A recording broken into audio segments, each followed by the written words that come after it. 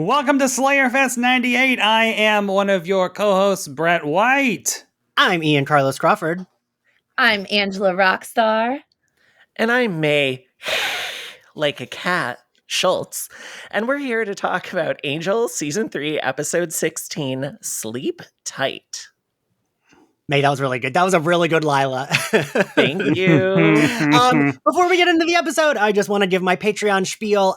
We are a podcast with no budget and no sponsors, so any and all support is much appreciated. We run off the Patreon budget, and we are covering X-Men the Animated Series, Batman the Animated Series. We've covered Firefly and Harley Quinn and a bunch of other stuff. Usually any random movie I've seen that goes up there. We also do Patreon Zooms and watch-alongs. And I have the Sex Talk Show with Zachary Patton Garcia, My Nudie Judy, where we talk all things sexy and sex related. More recent videos have been porn watch-alongs and interviews with porn stars. There's a bunch of different tiers. We also have a Discord. We're all always yapping in there. And you can find us on Patreon. Okay, everyone, what did we think of this episode? Revisiting it for this. Brett, what'd you think? Jesus fucking Christ.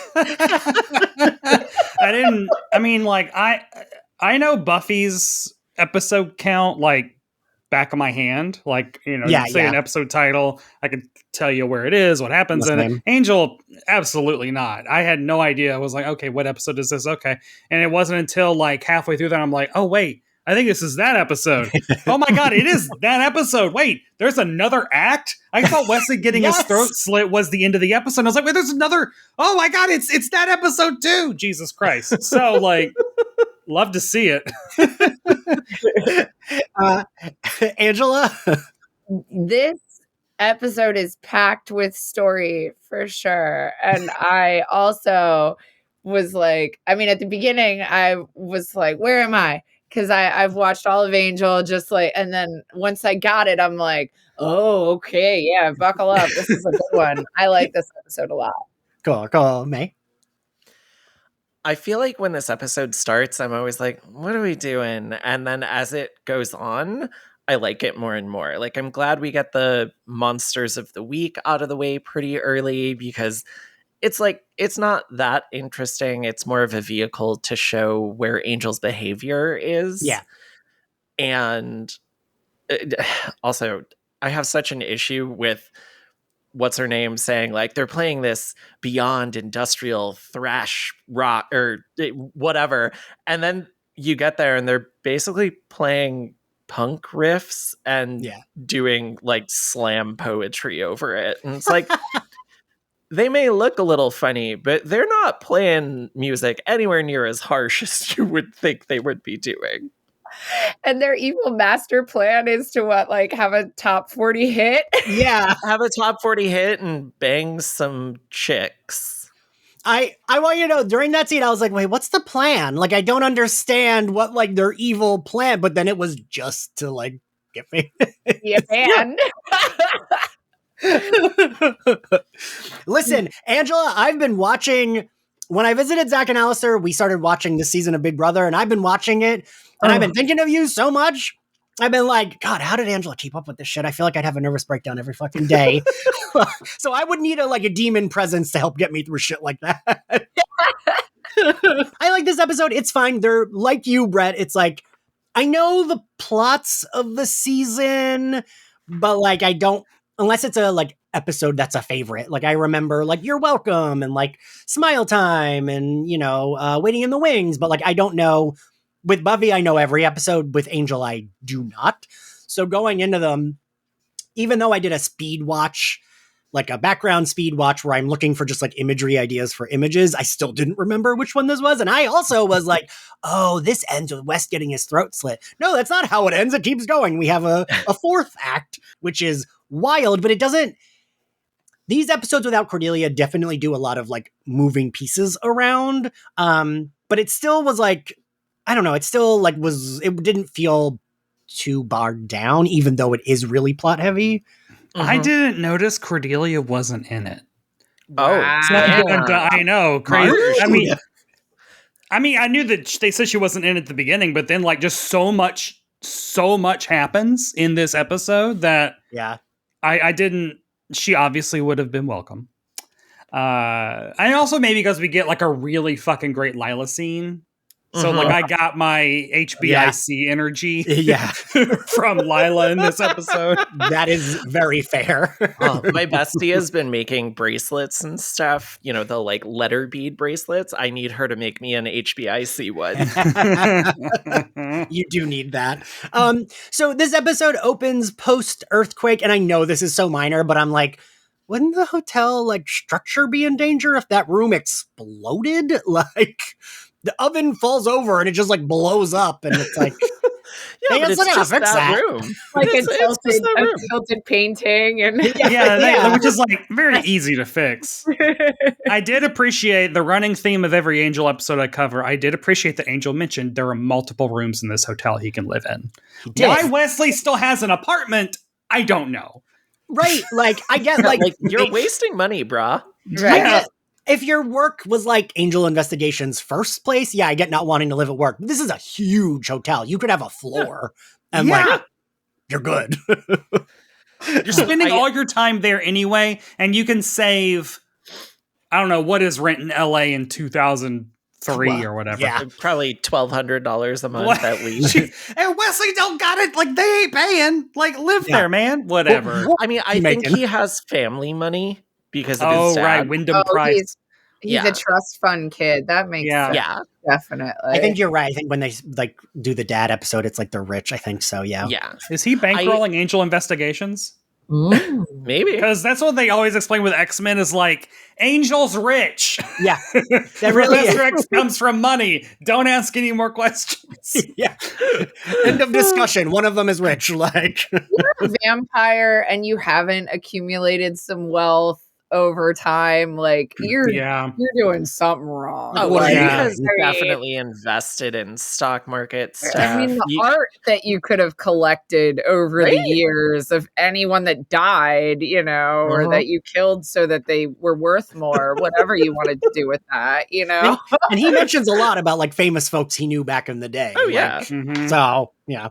I do like that this episode starts out with what seems like is going to be another dream sequence like the previous episode. You think that Wesley's dreaming, Angel comes in, he's acting a little goofy, and you expect him to eat Connor again, and it doesn't happen. Wesley's awake. Yeah. He's just fucked up. I was like, oh, this is another dream. And then I was like, oh no, it's not. And I will say I forgot that it's the blood because I was like, why are they making Angel be so like goofy and blah, blah, blah. And I was like, I don't like this. But then once it was explained, I was like, oh, okay. If it's a plot reason, then sure. Yeah. I like that. Like David Boreanaz does a really good job of playing like 3 different versions of Angel in this one episode and making it all very unsettling. Like, it's like at first I was like with Funny Angel, I'm like, it's unsettling because I think he's a bad actor. But then later on I realized, oh no, that was David Boreanaz playing a mentally affected Angel. And then when he loses his temper later, it's like, oh, this is scary. Like, it's very good. Yeah, and I didn't remember we talked in the last episode about how much I like it when Angel is just an excited dork. And I think that's when Boreanaz does some of his best work because that feels more in line with who he is as a person. So he just gets to be a little more natural in those moments. And it comes across very genuine.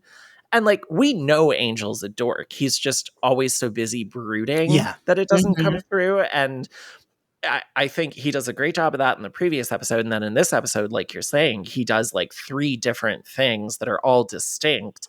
And it's not like a master class in acting, but it is good. Yeah. Yeah. They're letting him flex his acting a little bit more than usual. Yeah. And I do think he seems to have fun with whenever he's not. I think he has fun when he's like super evil or super silly. It seems like he like has fun with it. Yeah. But yeah, so we get Wes. Wes is rough. Wes is like having a time. He sees these prophecies. He doesn't know what to do about it. Angel points out that like Wes looks tired, and the Gunn and Fred. I was like, these are adults. That scene, yikes! Like that is not aged well. Of Fred defending Texas and saying also that yes, I was like, Jesus Christ! I had to look. I was like looked away for a second, and I was like, wait a minute, what? You're like, what show am I watching?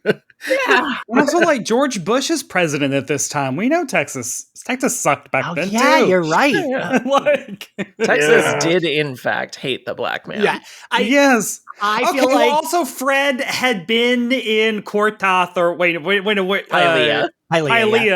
Pylea for a couple of years, maybe. So, you know. But I also... Compared to Pylea, where Texas was better. I also feel like they had to have her say black man because they wanted to be like, so she's on the phone with a gun. Like, I was like... as if it wouldn't come across from how excited and flirty she's being. And I've said this every episode, they do not work for me ever as a couple. I like both characters. I just don't I don't buy it ever. I don't like how they had that character run through the whole crew, or at least try to. I was saying, she at first, she come in, she all about Angel, she got West, she got gut, girl, don't shit where you eat. What are you doing? Get out, meet some people. Jesus. Right. Go to Lauren's club or some shit. What are you doing? Gunn always felt like an obstacle on her way to Wesley for me. Yeah. It's obvious that her and Wesley should be a couple. And then Gunn is the I'm trying to think of Friends metaphors here. The Paolo or whatever. I don't know. Julie, justice for Julie, Ross's girlfriend in season 2. Anyway. We did skip a line that I wanted to touch on real quick. Angel tells Wesley he looks like hell, and then says, not the fun one where they burn you with hot pokers for all of eternity. The really bad one. Nixon, Britney Spears. And I'm like, what the fuck? Leave Britney alone. Also, she's not dead. What is that? I was going to say, I don't understand that line because Nixon was alive when this would have aired, and Britney Spears is alive. I guess Angel's just saying that's where they're both going to end up. Well, I took it more as I was trying to remember, was that shaved head? Oh, maybe they were she's going through it. Yeah. He's going through hell. Yeah. That's what I read it as, but when it went, because I was like Britney, and then I was like, oh, this is probably Slave for You era, right? This is 2003, 2002. Because Shaved Head is 2006. Correct. Okay. Yeah, because there's that meme that's like, if Britney can make it through 2006, you can make it through today. Yeah. Okay. So I don't know that he was. They were hating. Hating. Just a weird. Yeah. So Angel's kind of walking around with Connor. There's a woman sitting in the courtyard. That's a new client. And her plot fully doesn't matter, but it's fine. I do like when he's like, you like the broadsword, to Connor, and then immediately he's like, we have to chain up the weapons cabinet, as if this baby is gonna break into it. And then Lauren kind of just tells them, I have something to show you, and it's the woman singing, and does the possessed thing and whatever. Yeah. And they really I don't know, it's kind of nice seeing how much of a well-oiled machine they are, because Fred takes the saliva, she analyzes it. Again, I'm only jumping in every 6 episodes for this, and I was like, oh, Fred has come a long way. She's actually doing something instead of just being in her room. So I like that she was doing stuff. And then they go and immediately just destroy these asshole demon rockers. Oh God. When the one says, I get first ride on the hottie. Ugh, gross. The nose on the one with the septum ring, the weird. I don't even know. Yeah, that was I don't know. It was just gross to look at. I was like, ugh, that probably stinks. So they're rocking out for 2 women. Yep. And those women, they were ready to watch the whole fight too. Even when Angel's get them out of here, Fred is more hurried than that. They're standing there oh, this is interesting. Let's go. Oh, we want to fuck these demons. Maybe I can ride that protruding spine. I wonder if that was a decision. Nah, we're gonna pretend we're really into this and we're standing for our men, or where was their motivation? Because they certainly didn't look terrified. No. Sometimes the extras are they're aghast. These ones were Fred had to move them. Those extras were having a great time. Right. I did like that the one just kept saying over and over again, but you're paying for the window that you broke. Like that was a nice little fun, low stakes comedy. So we get, we jumped around a little bit. We'll do the Justine and Schults. I don't like tea in these cotton cups. Justine and Schults suck all of the energy. Where are they at this point? Is she fucking him? Are they fucking? Are they? Oh, I don't think so. I think. But is she in love with him? Is she? Yes. They have a father-daughter dynamic where she is in love with daddy. And Schults is daddy. Let's be. See, I talked on the last episode. He does not work for me without the beard. Without the beard, I need the beard. And I need the mastermind cape cloak thing. Like this leather. I'm not into that. Brett, Julie Benz was very caught off guard and excited when she was like, "Oh, they didn't do him justice with that outfit." And I was like, "No, there's some gays on our podcast that still thirst after him." She was like, "Oh, really?" Wait, but she acknowledges that he's a hot man out of Schults drag. She was saying like how he has a great voice, and I was like, "Oh yeah, he really does." Yes. Oh God, yes. His voice does it for me. Yeah. We get like Justine is like. I also, Schults is just like he gets so muddled. I think he's an interesting idea. I don't love when they're like, him and Justine are talking before Wesley enters and like, she like mentions like having a pinch of, well, they are humans working with Angel. We're going to end up killing some of them. And then he's like immediately ready to kill her. Like he pulls out a knife. He makes the Arthur fist. And then he pulls out a knife. And I'm like, whoa, Arthur's graduated. Or was he just getting ready to cut up his apple? Cut up his apple just like on Firefly. I was like, this dude is like jumping the gun here. Like, relax. She's just like... Also, when did his plan, I guess this is jumping ahead, but to speak to the muddled point, when did his plan go from, I assumed his plan was, oh, Angel has a kid? I'm definitely killing that kid. We're gonna go live in Utah, which honestly work. I don't think he ever wanted to kill Connor. I think his plan was always to take Connor as his own because Angel stole his child, essentially, by killing her. It's a Rorschach. What's that say about me? Well, but Schults is very much about like not taking innocent human lives. And the rest of the Angel investigations team is not innocent in his eyes because they have chosen to work with a vampire. Whether or not he has a soul, Schults doesn't seem to care. But Connor is an innocent child, and he genuinely seems to live by this code of not harming innocent life. Yeah, I think... So the plan changes once he sees the baby, because that's when Sajan is like yelling at him. And he's like, "You didn't kill them." And he's like, "I have a plan." But he doesn't ever say what it is. I think it's like we're kind of like led to believe, well, he's going to make it worse. But we don't really know what worse is, I guess. Right. Kidnapping the baby. It just, it all like... Schults is an interesting plot device, is how I feel about him. Justine is... Wesley enters. I need to voice my Wesley going through the show for the podcast this season. I have noticed Wesley does just a little bit. I think Cordelia and Willow have like natural character development. They don't lose their original. Wesley kind of is a fully different character at this point, right? Well, having your throat cut and being left to die will do that to you. But he will say that I know, but he's going to say that a whole lot. He sure is. Next season and a half. I have my throat slit and my friends left me for dead. I feel like he's so young when we first meet him as well, like on Buffy. Like, he's just a sprig of a boy, just right out of school and ready to, and, by the time he's here, like, he sees some shit.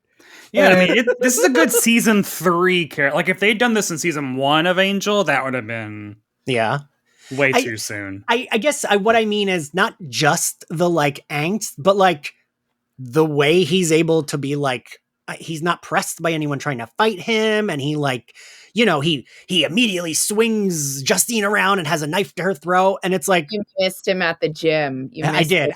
I needed a little bit of like workout scenes to be like buying it, because oh sure, that's why you wanted the workout. If we're just like, I don't even like her, but I'm like, but Justine could kick his ass. Like, I feel like she would be able to like beat him up. He is a watcher. Do watchers get like training montages? Like, I mean, do they learn how to fight and shit? They train. They watch. Watchers watch. Oh, right. Yeah, so and, like, just much like Splinter watching his master from his cage. Right. Mhm.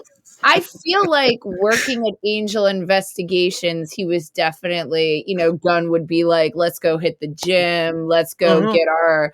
I feel like once he stepped into that role, he kind of took on, all right, I'm taking a more active participant, kind of, I'm not watching, I'm doing kind of thing. Well, it's like how we never see people on Star Trek go to the bathroom. We never see the people on Angel go to the gym, even though they've got to be going to the gym. I want keeping that. I want you to know, I think about that a lot in horror movies, especially. Like, what if Jason's chasing you and you have to like take a dump? Like, what do you do? Yeah. Wait, having just marathoned the first 8 Friday the 13th on Friday, I can tell you, no one in that franchise knows how to shower, wash their hands, or wipe properly. There are so many people in that franchise who take shits and don't even rinse their hands off after not wiping. Oh, God. Yeah, No. it's disgusting.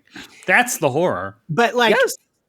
but I do think, I always think, because I'm like, if I get like scared or nervous, my stomach gets all bubbly, and I'm like, does that happen to these people when they're being chased by a fucking monster? But I guess like shitting your pants wouldn't be the worst thing that happens to you if Jason has a machete behind you. Yeah. When Ginny is hiding under the bed in part 2, she does pee. Okay, fair enough. So, yeah.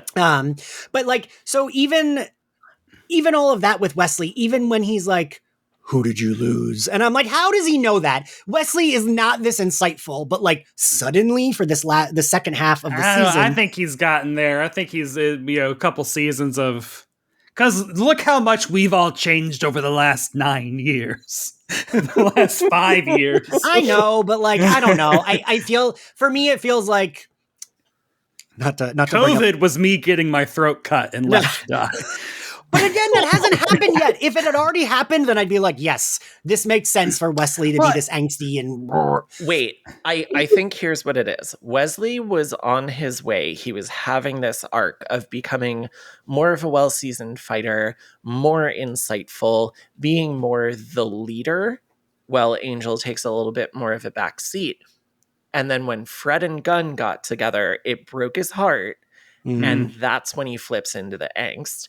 And so now he's like so hyper focused on this prophecy and preventing it from occurring that it's all he can think about.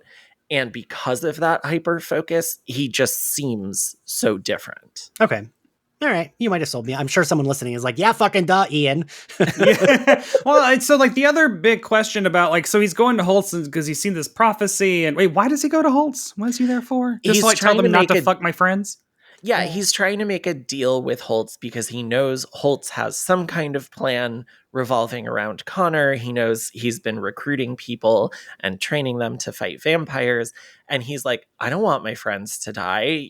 I will do anything to prevent that. And he's trying to prevent the prophecy from occurring. Yeah. So he's like, okay, maybe if I get the baby away from there, no one will get hurt. Holtz gets what he wants. Angel doesn't kill his son.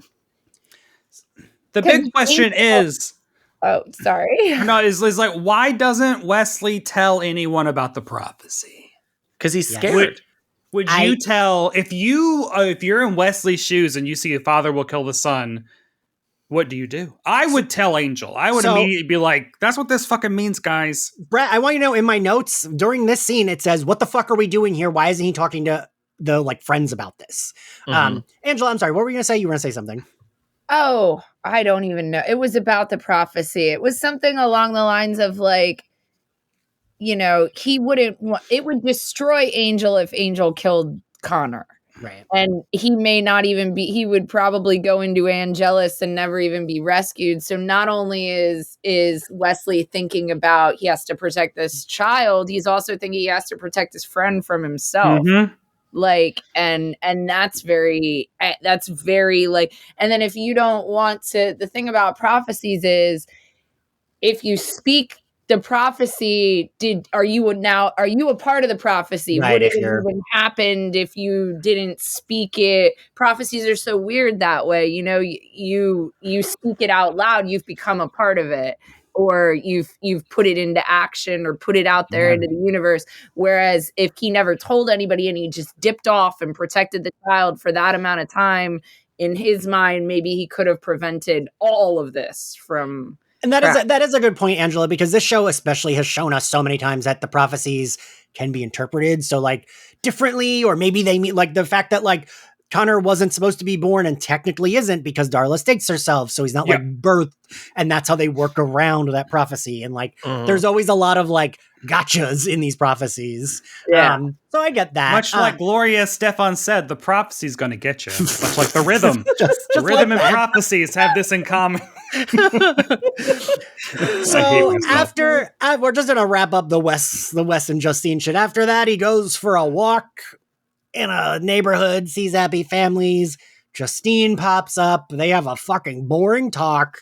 And then boo, it's Schults. He followed her. Pops up. And I still, at the end of this episode, I was still unclear what Schults and Justine planned and what was like Schults kind of knew what she was doing, but just kind of kept inserting himself and she was okay with it. I think she was genuinely having regrets. And then they had that talk after Wesley leaves and he convinces her like, my plan is the best plan. I'm going to beat the shit out of you. And then you're going to take the baby from Wesley. And then we're going to run away to Utah and be a happy little family. And she was like, okay. He's like I don't got nothing else going on. I mean, that's fine. My schedule. She's like, yeah, I got some months free. So yeah, then Schults pops up. Blah blah. We get back to so we'll talk about the hotel when they get back from the demon band raid. Where Angel ripped their arms off. Like he ends that fight scene like holding one of their arms. It's like, oh boy. I will say, I mean, May, you mentioned this. It is really like, ooh, when he snaps at the baby and like yells and he's like, no, just shut up or it's gonna, not be around. And I was like, ooh. Yeah, like, look, I am fully Emma Stone's character in Poor Things. I must go punch that baby now. I don't like the sound of babies crying. I don't want to be around babies, but I would never yell at a fucking baby. It's like, what? And everyone's reaction to it is so like the way they all look is it's all 100% like real, like very well done, and just really adds the gravity to the situation of just like he's on one. He'd like this is wild. Yeah. I was gonna say, Brett, I love the reactions. How like they're all kind of like they don't react right away because they're like, what the fuck? Like Fred grabbing Connor and like I was so proud of Fred. I love that Fred is like the one that like grabs Connor and is like, don't yell at him, he's a baby. And then like he yells at Fred. Like, you better chill the fuck out. And man, they do such like dudes puffing their chest really well. Like I'm like, ooh, dads, don't fight. Like but I love that Fred also inserts herself when she's like, God damn it, and she like pushes them. I love that. Oh yeah. Yeah, she's gotten into the Fred that I appreciate. Yes, same. Full body Fred that I can sync up with. The earlier Fred, I'm like, come on. But now we're all right. Yeah. She's also the one isn't she the one who's like, unless they're like putting something in his blood, and she's like, well, let's test it out. Yeah, right, after he throws the fucking glass and is like, he has that moment of kind of awakening from his weirdness and is like, what's wrong with me? And Fred looks at the blood and goes, let's find out. I did like, he does say like, just because I drink a lot of blood doesn't make me a bloodaholic. And I was like, oh my God, please let's not go down this Willow using magic as drugs metaphor road. And I'm glad they immediately pivot away and are like, unless it's spiked, like you're being poisoned or okay. But it's cool. It's at like the exact same point in season 6 of Buffy that all is happening. And like, he has to drink. We know he has to drink blood. Like what? That metaphor also doesn't work because he will die if he does not drink blood. Yeah, he won't die. Blood, he will just turn into like a weird looking skeleton guy. and be like not coherent. Right. Yeah.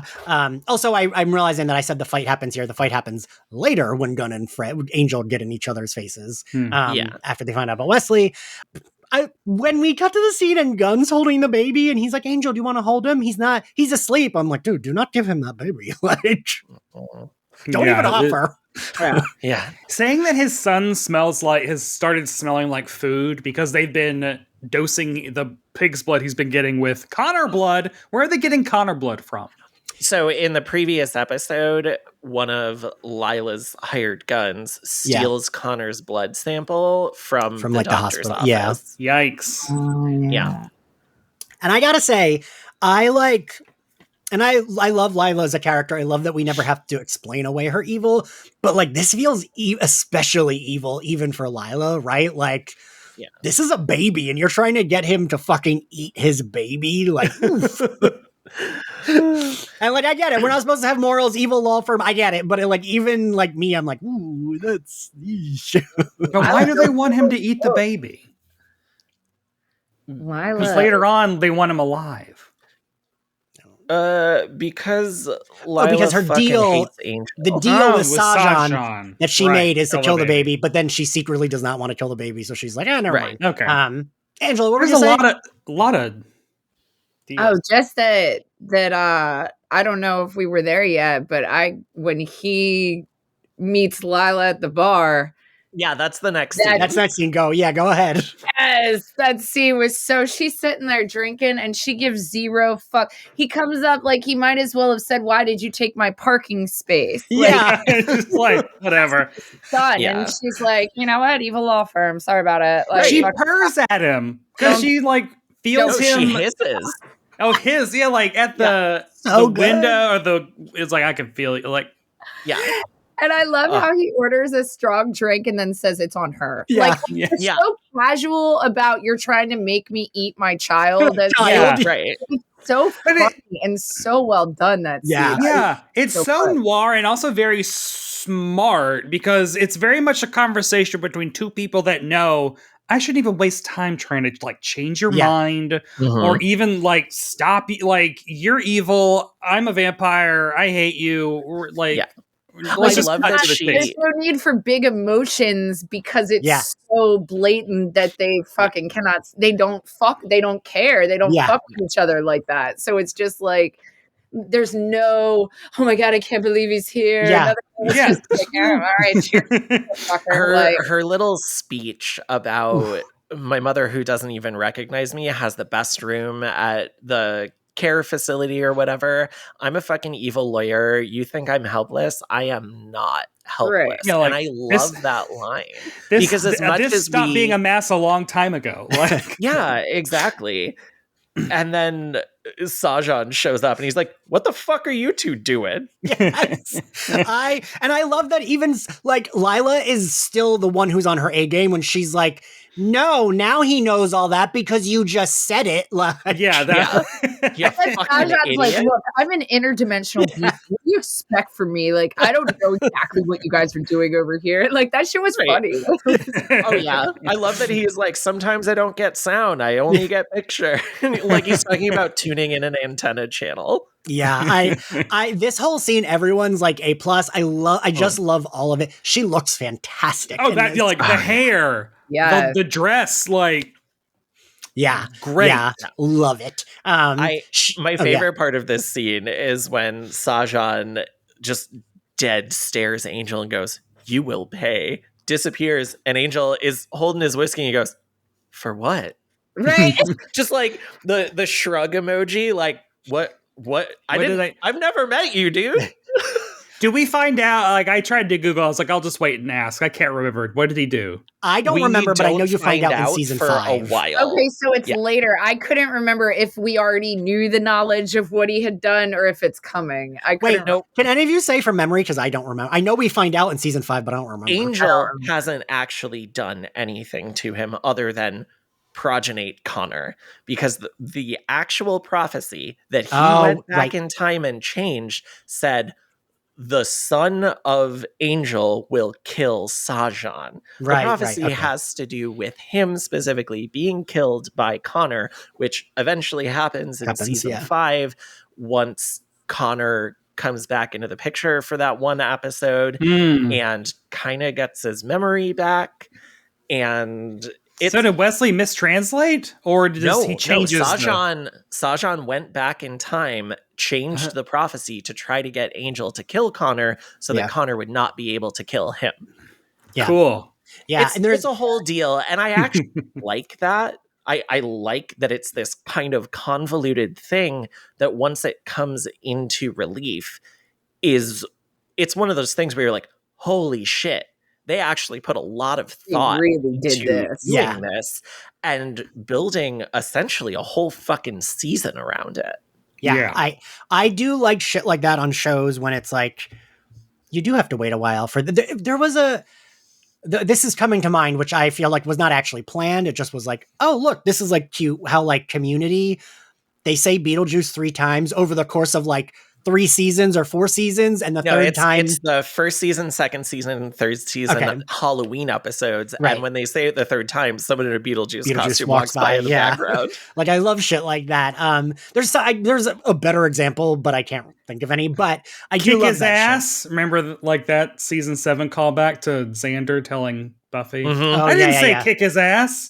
Yeah. I love that. But also, I got to point out, when the first time Angel asks him, like, why do you want to kill me? I love Lila's response of, he didn't tell me either. Not that I need a reason. I'm just curious. Like, she really is like, she's like, I'm having a great time here. I just would love to know more gossip. Like, she was just sitting alone at the bar. She's like, well, this is an okay night, but it could be, fun. Now there's a show. Well, the demon's a hater here. Great. Let me watch them play. Like... We go back to the hotel, and I hate seeing Wesley beat up Lorne. It makes me very mad. It's so upsetting. And like, if anyone would have been understanding, it would have been Lorne. This is where I'm like, okay, I get why Wesley wasn't telling Fred and Gunn. I get why Wesley wasn't telling Angel. Cordelia's not there for him to lean on.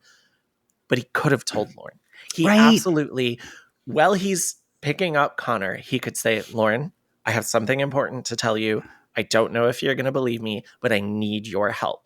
Right. And Lorne, I really think would have helped him, especially if Wesley then sang for him honestly. Yes. Because Lorne would have been able to see everything that's been going on and known, like, okay, Wesley is really just trying to protect this child. Like Wesley could have reacted to him humming and then realizing, oh shit, Lorne just read me, as kind of like, okay, well, this burden is off. Like, Lorne now knows something. I can now like talk a little bit, but he goes the opposite direction. Yeah. Which involves bludgeoning, the chasing Lorne, the chasing into the office. It feels like especially brutal. Like, yeah. Hey, at least he doesn't get a horn knocked off again. That's true. I was waiting for that. So the gang enters. Angel kind of is like, Wesley is so suspicious, but they're all like not catching on.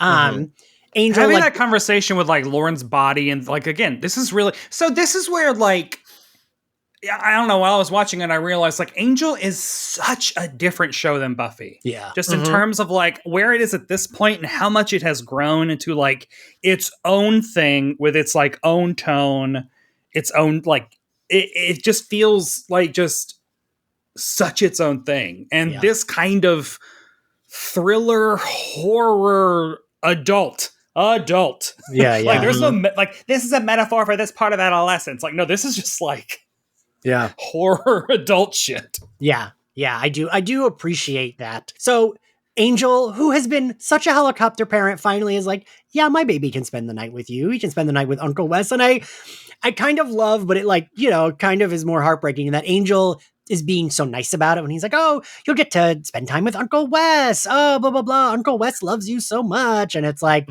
ooh, Uncle Wes is kidnapping this baby. Like, fuck. Wesley leaves. I do like that right before Holtz's men walk in, you hear Lorne going like, ugh, and Fred says, is there someone in Wesley's office? But then Holtz and his goons walk in, so they like don't address it. I had forgotten that Schults and them come in, and I, in my mind, had like imagined some scene where they go find Lorne, and they're like, "Lorne, what happened?" I don't know where that. I just thought, I was like, it surprised me that Schults was there. I was like, oh, Yeah. oh, okay, I forgot about that. In my notes, I put, man, they fought a lot of people this season in that lobby of that hotel. Right. Well, and during this fight, I thought Fred killed 2 guys, but she kills 1. Like, she shoots a fucking crossbow bolt into a dude's spine. Yeah. He's dead. And the other guy, she gets with a crossbow bolt in the stomach or the chest or something, but he's not dead because that's the guy that Angel pulls the arrow out of. Yeah. Yeah. I loved Lorne saving, who's in the office? Gunn, yeah. Yeah, like him like just belting out that note, very Banshee. Mm-hmm. Love it. I kind of wish we had done that more, because I feel like that is like kind of cool. Like, I like. Yeah, he does it in Pylea once, and he does it one other time in the series finale. He does it in the series finale. Yeah, I like that Angel also asks Schults, "Do you know why Sajan hates me?" And Schults is like, "I don't know." Like, I'm just trying to find out. Yeah. So they beat up the goons. Schults escapes because of course he does. Well, and when he walks in, like, a goon like looks at the crib and is just like, no. It's like, okay. So that we kind of know then, like, oh, this is kind of just so Schults knows that the plan is in action. Like, okay, if baby is gone, now let's just like distract these motherfuckers for a little while. Well, and he also clearly lied to Wesley about not harming any of the Angel Investigations team. Right. Yeah. We then cut to Wesley, who finds Justine beaten up. God damn it. Getting in that car. Here comes Justine. Always ruining everything, Justine. My notes just say, Wesley, you fool. Like, the first time I watched this, when this episode aired, I gay gasped so loud when she slit his fucking throat, because I was like, okay, Schults clearly beat the shit out of her for trying to go behind his back and betray him. And then when she's still on Schultz's side, I was just like, oh, what the fuck? Yeah. This is like the episode I really think that Angel levels up, I think, in just terms of like, oh my God, this show will do. Yeah. I mean, this is up there with Angel killing Jenny Calendar, maybe, like just having a main character get their throat slit at the end of Act 3, baby. Like, we ain't even done yet, you know? Yeah, right. This really feels like a lot of plot threads are all coming together. Like having, like y'all said, like, Lorne's groaning, then Schults comes in during the battle. Lorne wakes up. It isn't until after they're gone. They're like, oh man, Schults got you. No, actually it was Wesley. Oh my God. Then we got to Wesley. Then Justine slits his throat. And then it's so much. And it's like the season isn't done yet. Like, this is where Angel really separates, I think, from any other TV show on the air at that time. Yeah. Yeah. The mini arcs were done really. It was like, the thing I love is that we get so many mini arcs this season, but they're all building. Like every mini arc, like, oh, the Darla's pregnancy was an arc, and then it ends with her dying, but the baby's there, and that leads to the next arc, and that builds to the next arc. And like, I do really like having these mini arcs leading up to like the finale. They do it so well in this that it makes you, some of the things, I don't have a specific reference point, but as the seasons go on, you start to think even back to Buffy, like, wow, did they always have this planned? Like, was somewhere, or were they just really, okay, well, this happened here, now we can tie it all in together? But they did it so well that it makes you feel like there might have been some sort of a board or something that they really... I love that about, and that's this what I my think mood board. That's why I wish that Justine was Kate. God damn it! Like realizing that was maybe the plan is so like I believe that was the original plan. Yeah. So Wesley gets his. I just remember watching this when it aired and being like, oh, they killed Wesley, but he's not dead, which is it's so weird to do that and not kill him, because like. That would kill you, right? Like, not necessarily. It depends on how your throat is slit, where it's slit, if you're able to apply pressure to it yourself and slow down the bleeding. Like, he's for a day, he's gonna be fucked up for a while, but he could survive. Right. Maybe it wasn't that deep. How fucked up he's gonna be. Yeah. Yeah, I mean, if you cut someone's throat, but you don't sever their windpipe or a major artery or anything, like, yeah, they're going to bleed, but not enough to kill them. Fair.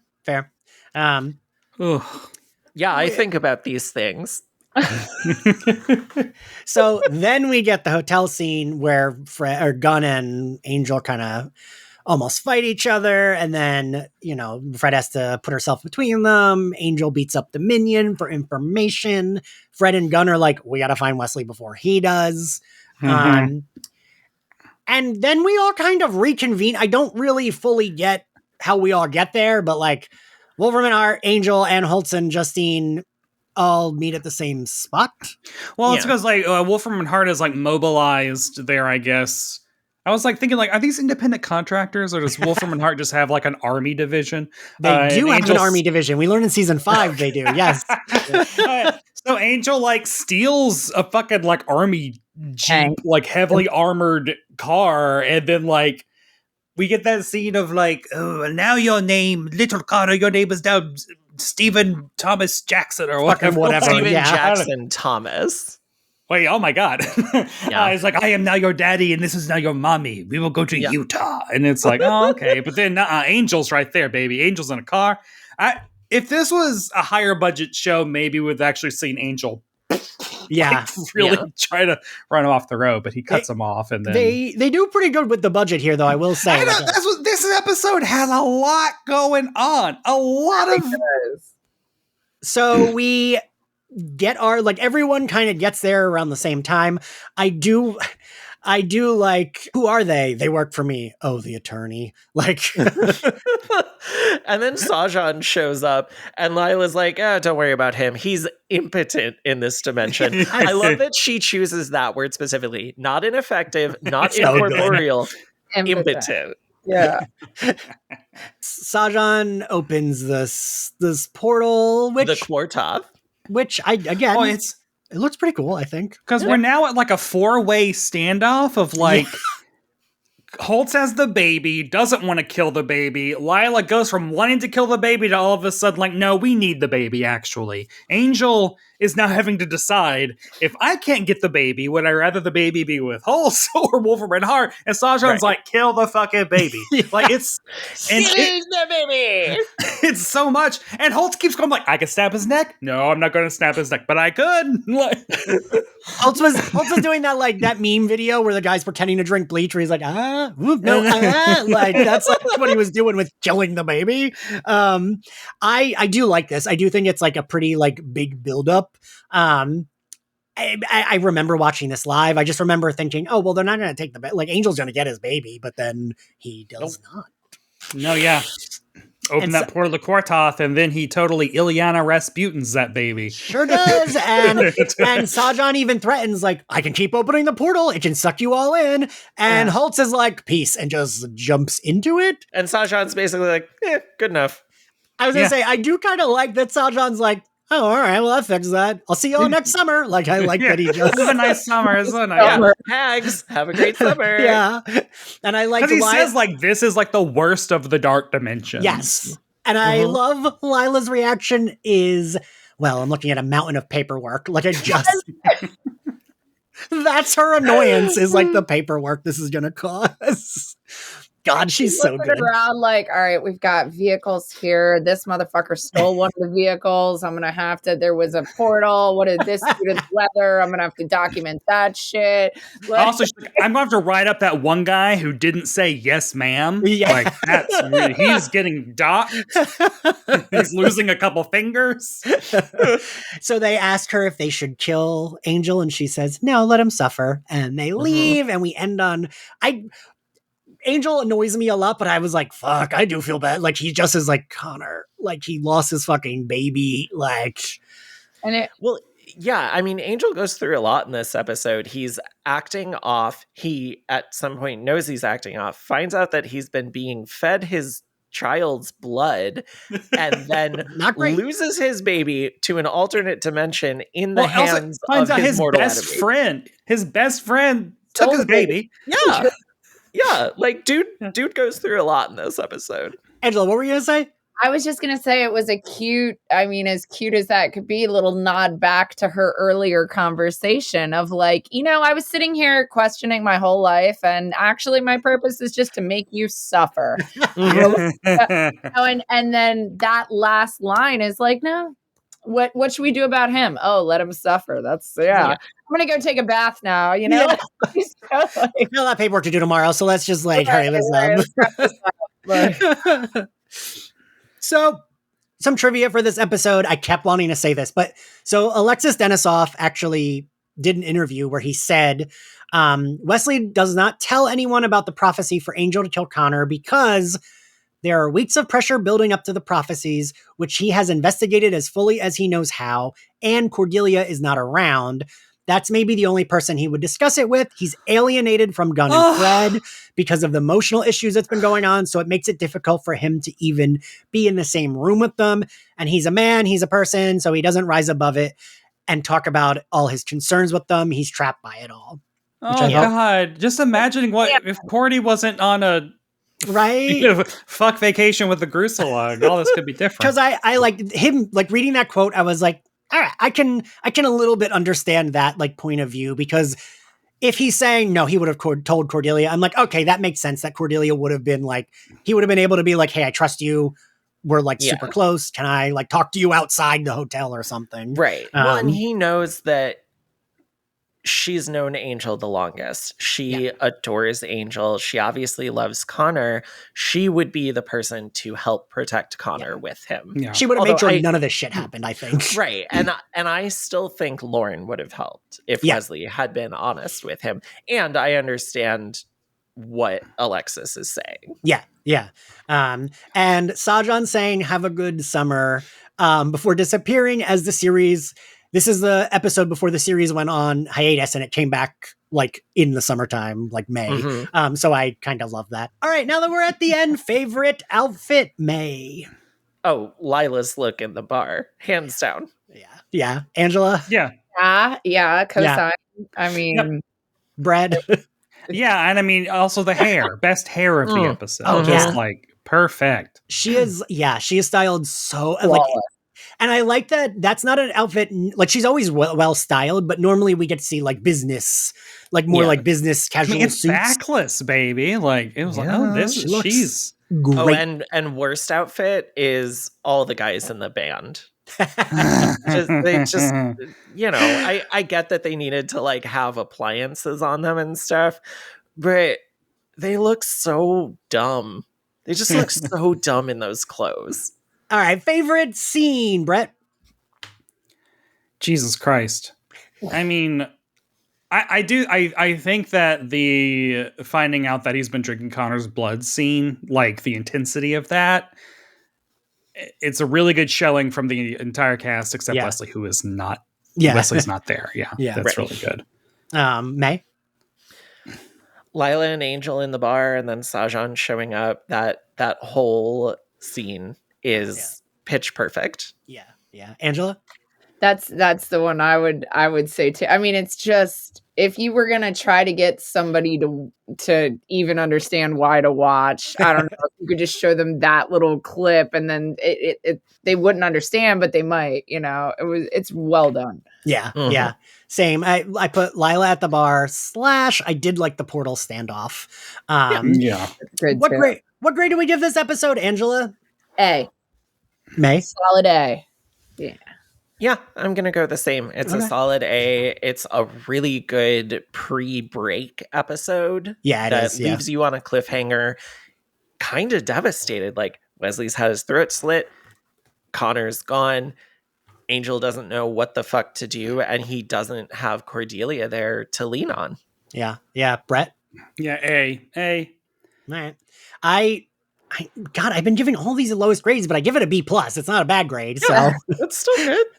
All right. Thank you all for joining me. Thank you all for listening. If you liked Slayerfest 98, you can find us on all podcasting platforms.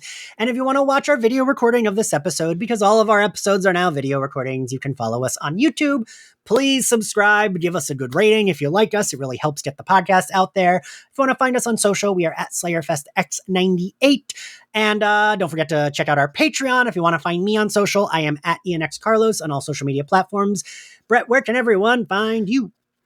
You can listen to my sitcom podcast, Must Have Seen TV, where we get podcasts. And you can also follow my drag adventures as Barb Hardley on YouTube and Instagram, etc. And Angela, where can everyone find you? Follow me on Instagram. That'll link you to everything else. I have a link tree in the bio. And my Instagram is Angela MFN Rockstar. And May, where can everyone find you? You can find me on Twitter, Instagram, and Letterboxd at EversonPoe. That's EversonPoe. You can find my music on Bandcamp and streaming services as Everson Poe. 2 separate words. You can find me co-hosting The Lady Killers, the Feminine Rage podcast, every week on Bloody FM. You can find me as a rotating co-host on Tender Subject, a body horror and cannibalism podcast with Kate Terry. And you can hear my editing work on Nightlight, Talk Scary to Me, and The Halloweenies. Cool. All right, everybody. We'll see you next time. Bye. Bye. Bye.